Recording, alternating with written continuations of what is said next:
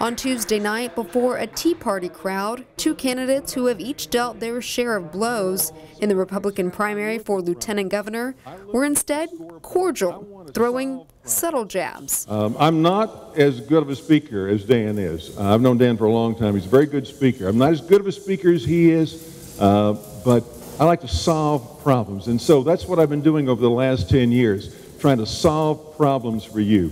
I just think it's now time for new energy, new passion, new change. There will be some differences.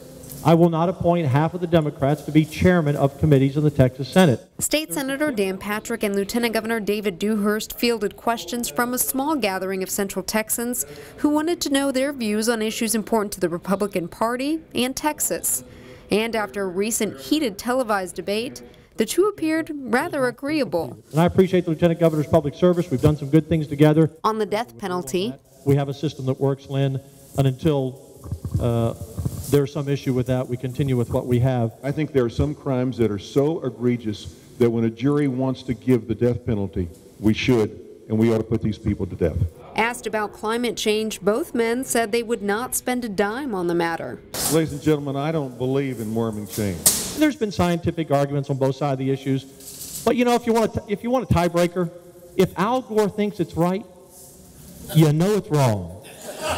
And on social issues, the two reiterated the party's platforms. When I came into the legislature 4 years before Dan did, one of the first things I did in 2003 is I'd made a promise to grassroots that we were going to pass Defense of Marriage Act.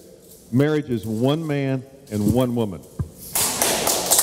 On abortion, Patrick said Republicans' stance would help shore up the Latino vote. I've said for a long time that if we stand on our values that match up with Hispanic citizens, they will vote for us. And what is that number one value for them? It's life. With no more scheduled debates between now and Election Day, the candidates will go their separate ways to make their final pitch to voters. Reporting in Salado, this is Alana Rocha with the Texas Tribune.